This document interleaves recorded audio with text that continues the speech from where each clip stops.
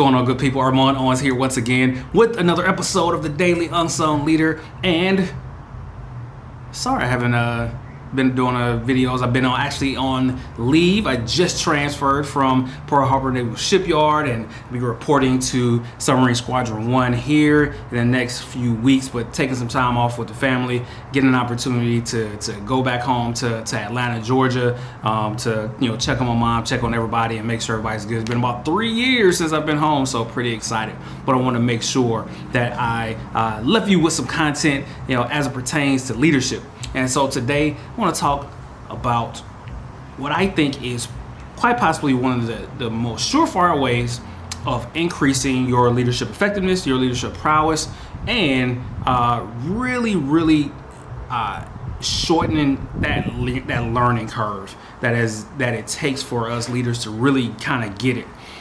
I remember back in 2006, I had the opportunity to go up to Groton, Connecticut for some training. And lo and behold, I got a chance to sit down with somebody that is of mythical lore in the submarine force, and that individual's name is Chevy Brown.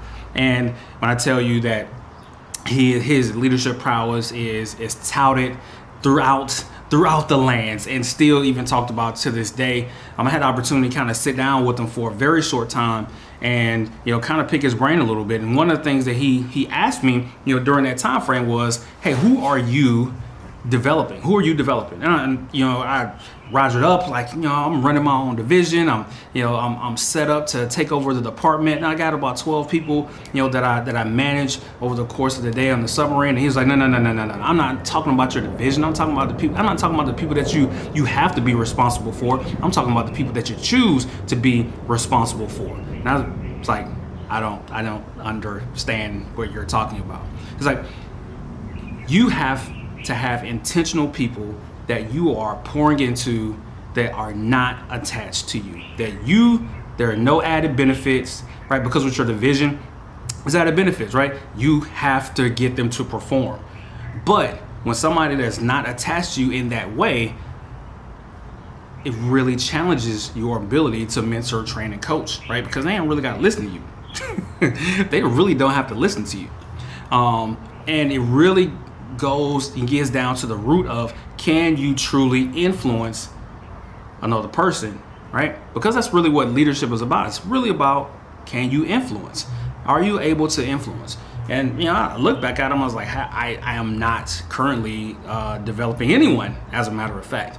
And this was early on, in my Chiefs tour, and to say I was struggling would probably be a slight understatement that first year. And so even being as busy as I already was, trying to keep my head above water, not drown, I decided to mentor, train, and coach somebody that was not a part of my division, somebody that was outside of my purview, somebody that was coming up, that had kind of a spark of desire, want to learn, want to be knowledgeable, want to grow in their leadership prowess. So I began to mentor, train, and coach them, to sit down at least once a week, have conversations, to challenge them. And what I found was amazing, because what it ended up doing was challenging me even more than it challenged him. Because once you're responsible for somebody else, that challenges you in a way that you become responsible for their growth. You become responsible for their success. You become responsible, almost for their failures as well. So you don't want to give them any bad gouge. And the thing about it is that you will begin to look inward. You begin to look at, how am I falling short? Because that's number one, right? Because as a leader, you want to make sure that you are always questioning yourself, and not in terms of not beating yourself down, but are you doing enough? Are you looking at the most recent gouge that's out there about leadership? Are you learning all you can about people? Are you truly connecting with the people that you have the privilege of leading, right? So when you intentionally go out and begin to mentor somebody, what that does is it challenges you to make sure that you stay on point. It makes you stay on point, because you don't want to be responsible for this person's failure because you gave them some bad information, because you gave them some outdated information that was going to lead them down a path that wasn't going to get them to grow, right? Number two, it sharpens you. It sharpens you because you're responsible for this individual, you feel responsible for this person in terms of their leadership and their growth. What that does for you is that forces you to get into the books. It forces you to look on YouTube videos. It forces you to reach out and talk to other leaders about how they're doing business, how they're being successful, how they're achieving in their various fields. Because the cool part about doing this, right, is that you are able to take so much from everybody else because it's not about you, it's about the other person. So there's no ego associated with this. There's no ego where it's like, well, I'm a good leader myself. I don't need to talk to nobody. I don't need nobody else. No. Because it's not about you. It's like, hey, I got to pull the best information I can from every place, every corner, every crevice, so I can give them the best possible data. And what happens innately just because you're grabbing that information? Well, you grow because you're not going to have all the information for this person or for this group of people that you have the privilege of leading. You're not going to have all the information, right? So because you're getting challenged, it's sharpening you because it's forcing you to get into the data, to read, to take the time to draw from every place that you can to provide this information to this person to help them become better. Right. Number three, it also helps you to better connect. All right. And one of the things I always say about leadership, it's not about the uniform. It's not about the job. It's not about the work. It's not about productivity. It's about the person. Can you legitimately connect with another person?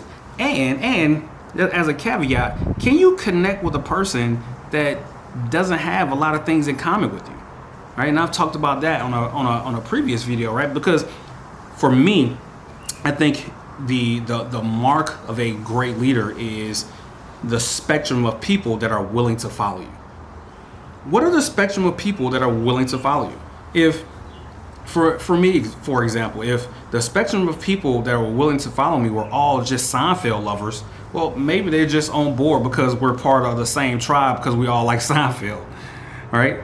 But do you have people from different walks of life, different desires, different goals, right? Different backgrounds that see the true leader in you, not attached to you because of a bias or anything like that, or a like, or some kind of similarity, but because you are a leader that has the ability to truly connect with everybody, right? That's the true mark. And like I said, that's for me. I think that the true mark of a leader is, can you attract people from a wide range of personalities, of backgrounds, and all those different things, right, to follow you, right? And when you take the time to intentionally connect with somebody, right, that increases your propensity to be able to connect with anybody. Right? When you intentionally connect with somebody and you're trying to draw that string of connection, that get on that same wavelength, so to speak, right? When you do that intentionally with somebody, that increases your propensity to be able to do it on a larger scale, right? So not only does it challenge you, right, which is only going to make you better, right? It makes you sharpen, it sharpens that iron, makes you more in depth, forces you to get more into the books, more, into drawing from everybody that you can, right? And increases your ability to connect, right? Because those things right there are going to make you that leader that you ultimately want to become, right? Because this leadership game doesn't just, end at work. It doesn't just, it's not just, from 9 to 5, right? This leadership game goes 24/7, right? Because how are you connecting with your wife? How are you connecting with your spouse? How are you connecting with your kids? How are you connecting with your friends? Right? Because it's not this leadership thing extends far beyond, just the people that you lead at work, right? It's a complete lifestyle, right? So the intentional, purposeful, selection of somebody to lead, mentor, and train is one of the greatest things, one of the surefire ways to increase your leadership propensity, to increase your leadership effectiveness, and to just make you a more well-rounded leader, right? So find somebody. I challenge you guys who are listening to this video. I challenge you to go intentionally find somebody that's not necessarily connected to you, right? Find somebody that has a spark, that has something that draws you in, right? And that you just want to help.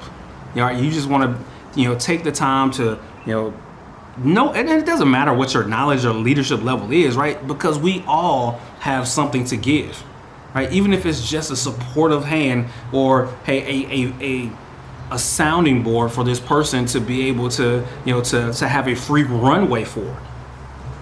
But go intentionally develop somebody. Take the time, sit down, have conversations, go find somebody to intentionally mentor.